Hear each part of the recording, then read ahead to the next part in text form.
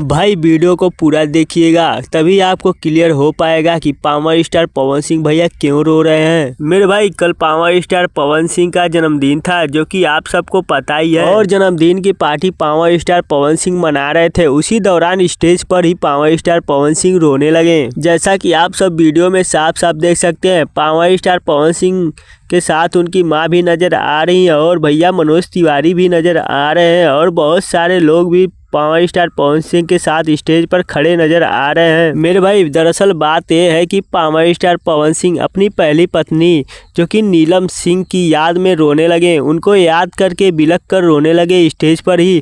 Fans को देखकर बहुत काफ़ी दुखी हुआ मेरे भाई। पावर स्टार पवन सिंह अपनी पहली पत्नी जो कि नीलम सिंह से बहुत प्यार करते थे मेरे भाई। जैसा कि आप लोग वीडियो में साफ साफ देख सकते हैं किस तरह पावर स्टार पवन सिंह रोते हुए नजर आ रहे हैं।